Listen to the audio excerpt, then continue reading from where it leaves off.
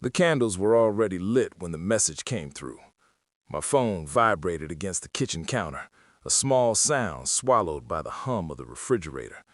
I didn't look at it right away. I was watching the flame nearest my hand tremble, bending as if it sensed what was coming. When I finally turned the screen over, there was no name, just a forwarded audio file, 6 seconds long. I pressed my thumb against the glass and felt my pulse there, steady, too steady. My body had learned restraint before my mind caught up.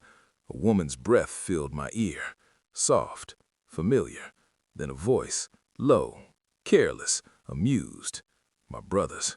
The flame guttered. Wax slid down the candle's spine like sweat. Behind me, plates clinked, chairs scraped. My family filled the dining room with normal sounds, laughter, the choreography of people who believed they were safe. I locked the phone and slipped it into my pocket. Tonight wasn't for listening. Tonight was for watching. She walked in 10 minutes later, carrying a bottle of wine like an offering, confident, satisfied, glowing in a way that had nothing to do with the candlelight. She kissed my mother's cheek, brushed past my brother without looking at him, and took her seat at the table across from me. Our eyes met. She smiled. Something in me closed, precise as a door being sealed. I smiled back. For months there had been small fractures in the days, moments that didn't align. Her phone face down on the table, the way she showered immediately after visiting my parents, how my brother suddenly knew details about my work I hadn't shared. I told myself stories to make it fit. Family proximity, coincidence, fatigue. Denial is efficient. It preserves energy. It lets you function while the ground rearranges beneath your feet. But suspicion is patient. It waits. The night I stopped touching her, she didn't notice. That was when I knew it wasn't just in my head. Intimacy had already been outsourced. I was a role she no longer rehearsed for. So I watched. I noted timestamps, patterns, the way she angled her body away from me and toward him without realizing it, the private smiles that dissolved when I entered the room. I pulled phone records under the pretense of consolidating our plan. I copied files while she slept beside me, her breath even, untroubled. I didn't shake. I didn't rush. Truth doesn't like panic. It likes quiet. The confirmation arrived on a Tuesday afternoon, disguised as a routine cloud backup. Dozens of files, photos I didn't open, videos I didn't need to see, and the audio, longer versions of what I'd already heard. Her voice giving herself away, his laughter. I closed the laptop and sat in the dark until my reflection on the screen looked like a stranger. That night, I cooked.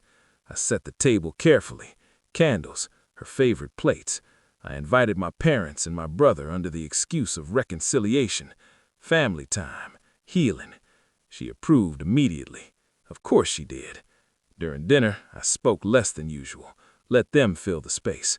My brother avoided my eyes. She didn't. She was radiant with the confidence of someone who believes the worst is already behind him. Dessert ended. Coffee was poured. I stood and cleared my throat. "I want to play something," I said, "before we cut the cake." She frowned, just slightly.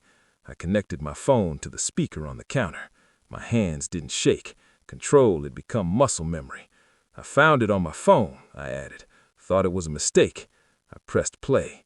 The room changed. Her breath, too intimate to misunderstand.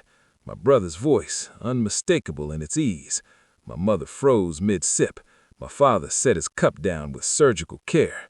She stood so fast her chair fell backward. "That's not," she began. I raised a hand. Silence obeyed me. I looked at my brother. He was pale now, stripped of confidence, reduced to a boy who had misjudged the cost of being seen. "Anything you want to add?" I asked him. He shook his head. I turned back to her. She was crying already, not from guilt, from exposure. "I knew for months," I said calmly. "I waited to be sure." Her face collapsed. That was the moment I took back everything she'd taken from me. I unplugged the speaker and stepped away from the table. "I won't be staying," I said, "and neither will you." I nodded toward my brother. My parents didn't argue. They couldn't. I walked out without another word. Outside, the night air was cold and honest. It didn't ask me to forgive. It didn't ask me to explain. I felt lighter. Not relieved, not healed, just finished. Some betrayals don't break you, they clarify you. And once you see the truth that clearly, you never sit at the same table again.